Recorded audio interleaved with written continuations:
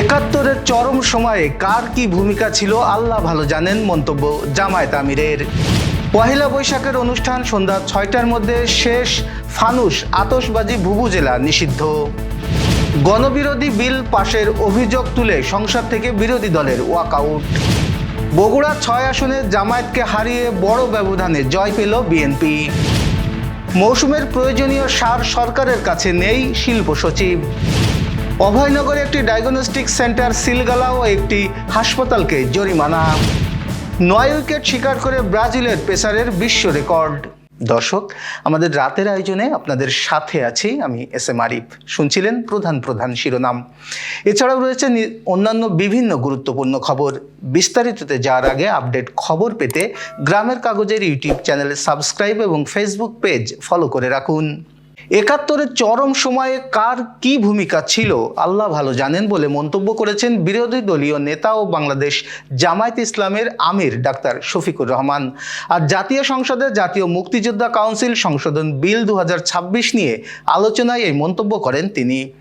সংসদে তিনি বিদ্যমান আইনে বীর মুক্তিযোদ্ধার সংজ্ঞায় অন্তর্ভুক্ত রাজনৈতিক দলগুলোর নাম বাদ দেওয়ার আহ্বান জানান।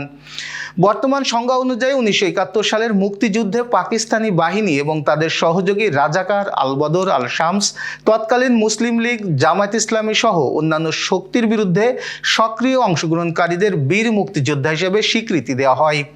শফিকুর রহমান বলেন, মুসলিম লীগ, জামায়াত ইসলামী ও নিজামে ইসলাম এই দলগুলোর নাম সংজ্ঞায় অন্তর্ভুক্ত করা হয়েছে, যা দেশের রাজনৈতিক বিভাজন তৈরি করতে পারে। তিনি বলেন, আমরা চাই বাংলাদেশের রাজনীতি সুস্থ ধারায় চলুক, নতুন কোনো বিভক্তি সৃষ্টি না হোক।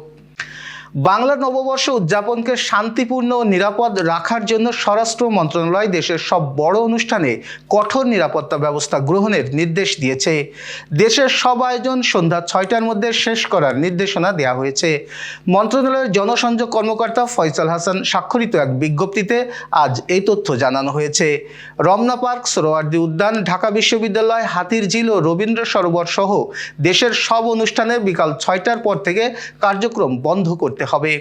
বিকাল 5টার পরে এইসব এলাকায় নতুন করে কোনো জনসাধারণ প্রবেশ করতে পারবে না। অংশগ্রহণকারীরা মুখোশ ব্যবহার করতে পারবে না, তবে হাতে মুখোশ বহন করা যাবে। প্রদর্শনীর জন্য তৈরি মুখোশ এমনভাবে প্রদর্শন করা যাবে না যাতে মুখ ঢেকে থাকে। মিছিল শুরু হলে মাঝপথে প্রবেশ করা যাবে না। ফানুস ওড়ানো, আতশবাজি, গ্যাস বেলুন ও ভুভুজেলা বাঁশি বাজানো সম্পূর্ণ নিষিদ্ধ করা হয়েছে। 300 ফিট এলাকায় মোটরসাইকেল বা কার রেসিং বন্ধে কঠোর ব্যবস্থা নেওয়া হবে। সব বড় অনুষ্ঠানস্থলে ফায়ার সার্ভিসের অগ্নি নির্বাপক গাড়ি, অ্যাম্বুলেন্স এবং মেডিকেল টিম মোতায়েন করা থাকবে। এছাড়া সাধারণ মানুষকে ব্যাকপ্যাক, দিয়াশলাই বা লাইটার বহন না করার জন্য অনুরোধ জানানো হয়েছে। শিশুদের সঙ্গে তাদের পরিচয় সম্বলিত নোট রাখার পরামর্শ দেওয়া হয়েছে। আপত্তি সত্ত্বেও জাতীয় সংসদে গণবিরোধী বিল পাশ করা হয়েছে অভিযোগ এনে অধিবেশন থেকে ওয়াকআউট করেছে বিরোধী দল। স্থানীয় সরকার পৌরসভা সংশোধন বিল 2026 পাশের পর বিরোধী দলীয় নেতা ঘোষণা দিয়ে ওয়াকআউট করেন। আজ বিকেলে জাতীয় সংসদে অধিবেশন চলাকালে বিরোধী দল সংসদ অধিবেশন থেকে ওয়াকআউটের কথা বলে বেরিয়ে যায়। এই সময় সংসদ অধিবেশনের সভাপতিত্ব করছিলেন deputy speaker barrister Kaiser Kamal. Bill পাশের পর বিরোধী দলীয় নেতা ডাক্তার শফিকুর রহমান দাঁড়িয়ে বলেন, যৌক্তিক বাধা সত্ত্বেও যে কয়েকটি গণবিরোধী বিল আজকে সংসদে পাশ হলো তার দায় আমরা নিতে চাই না, তাই আমরা ওয়াকআউট করছি। এর আগে গত 12 ফেব্রুয়ারি রাষ্ট্রপতির ভাষণের বিরোধিতা করে এবং সংবিধান সংস্কার পরিষদের অধিবেশন আহ্বানের প্রশ্নে সংসদে আলোচনা হলেও তার নিষ্পত্তি না হওয়ায় ওয়াকআউট করে বিরোধী দল। বগুড়া 6 সদর আসনের উপনির্বাচনে ভোট গ্রহণ শেষে বেসরকারি ফলাফল পাওয়া গেছে। এতে বিএনপি মনোনীত প্রার্থী রেজাউল করিম বাদশা বড় ব্যবধানে জয় পেয়েছেন। উপনির্বাচনের মোট 150টি কেন্দ্রের মধ্যে সবগুলো কেন্দ্রের ফলাফল পাওয়া গেছে। প্রাপ্ত ফলাফল অনুযায়ী রেজাউল করিম বাদশা বিএনপি ধানের শীষ প্রতীক পেয়েছেন 1,33,215 ভোট। তার নিকটতম প্রতিদ্বন্দ্বী জামায়াত ইসলামী মনোনীত অধ্যক্ষ আবিদুর রহমান সোহেল দাঁড়িপাল্লা প্রতীকে পেয়েছেন 56,000 54,904 ভোট। অপরদিকে ফুলকপি প্রতীকে আল-আমিন তালুকদার পেয়েছেন 512 ভোট। জেলা নির্বাচন কমিশন সূত্রে জানা গেছে, পোস্টাল ব্যালট ব্যতীত এই আসনে এবারের উপনির্বাচনে 42.49% ভোট পড়েছে। বিকেল 4:30টায় ভোট গ্রহণ শেষ হওয়ার পর থেকে কেন্দ্রগুলোতে গণনা শুরু হয়। রিটার্নিং কর্মকর্তার কার্যালয় থেকে ক্রমান্বয়ে ফলাফল সংগ্রহ ও ঘোষণা করা হয়। এরই মধ্যে শহরের নিরাপত্তা ব্যবস্থা জোরদার করা হয়েছে এবং এখনও পর্যন্ত কোনো অপ্রীতিকর ঘটনার খবর পাওয়া যায়নি। প্রয়োজনীয় গ্যাসের অভাবে দেশে একের পর এক সার কারখানা বন্ধ হয়েছে, এমনকি মধ্যপ্রাচ্য থেকে সার আমদানি করা যাচ্ছে না। এমন পরিস্থিতিতে আরও খারাপ খবর দিলেন শিল্প সচিব ওবায়দুর রহমান। আসন্ন মৌসুমের প্রয়োজনীয় সার সরকারের কাছে নেই বলে সাফ জানিয়ে দিয়েছেন তিনি। Dhaka chamber of commerce and industry DCCI আয়োজিত গোলটেবিল বৈঠকের সচিব এইসব কথা বলেন। গ্যাস সংকটের কারণে দেশে 4 লাখ টনের বেশি সারের ঘাটতি সৃষ্টি হয়েছে জানিয়ে তিনি বলেন, আমরা এখন সার কারখানায় মাত্র 3-4 মাস গ্যাস পাচ্ছি। জুন মাস পর্যন্ত কৃষির জন্য যে সার দরকার, সেক্ষেত্রে আমাদের লক্ষ্য থাকে যেন জুন পর্যন্ত 6 লাখ টনের উপরে মজুদ থাকে, কিন্তু বর্তমান হিসাবে মাত্র 2.17 লাখ টন মজুদ আছে। তার মানে 4 লাখ টনের উপরে সংকট এখনো পর্যন্ত হিসাবে আছে। এবার যশোর সহ আঞ্চলিক সংবাদ। যশোর শহরের ধর্মতলার মেসার্স সোনালী ফিলিং স্টেশনে তেল নেওয়ার সময় অগ্নিকাণ্ডে একটি মোটরসাইকেল ভস্মীভূত হয়েছে।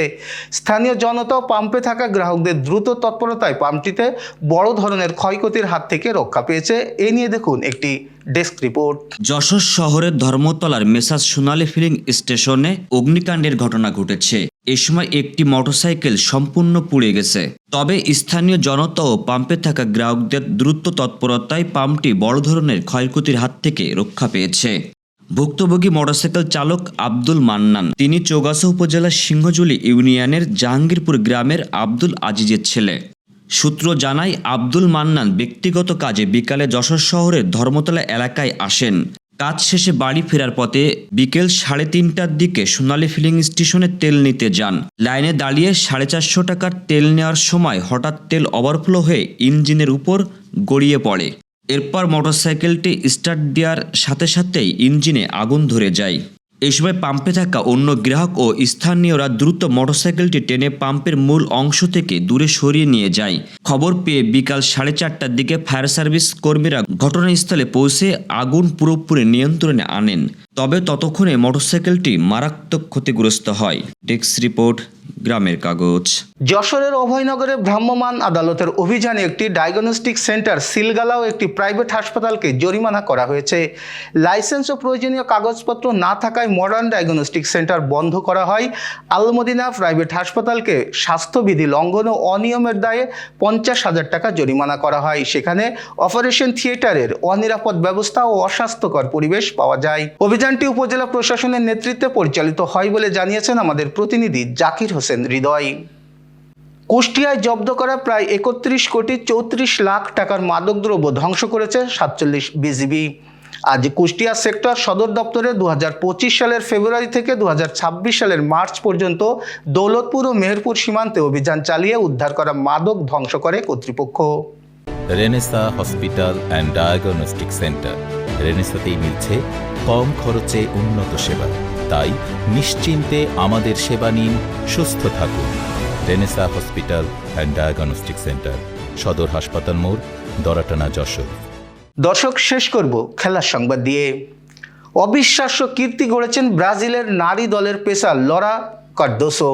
আন্তর্জাতিক টি-20তে বল হাতে একাই উইকেট শিকার করেছেন 9টি। কালাহারি নারী টি-20 টুর্নামেন্টে লেসোখোর বিপক্ষে এই কীর্তি গড়েছেন ব্রাজিলিয়ান পেসার। নারী বা পুরুষ যে কোনো আন্তর্জাতিক টি-20তে 9 উইকেট নেওয়ার প্রথম ঘটনা এটি। নারী টি-20তে এর আগে সেরা বোলিং রেকর্ড ছিল ইন্দোনেশিয়ার রহমালিয়ার। 2024 সালে মঙ্গোলিয়ার বিপক্ষে কোনো রান না দিয়ে 7 উইকেট নিয়েছিলেন তিনি। এছাড়া ছেলে ও মেয়ে মিলিয়ে আন্তর্জাতিক টি-20তে এতদিন সবার উপরে ছিলেন ভুটানের স্পিনার সোনম ইয়েশ। 2025 সালে মিয়ানমারের বিপক্ষে 7 রানে 8 উইকেট নিয়েছিলেন তিনি। এই ছিল আজকের রাতের আয়োজন। এরপর সকালের খবর দেখার আমন্ত্রণ জানাচ্ছি। বিদ্যুৎ ব্যবহারে সাশ্রয়ী হন এবং সেই সাথে সচেতন হন পানির অপচয় রোধে এবং হাম ও মশাবাহিত রোগ সম্পর্কে। শুভরাত্রি।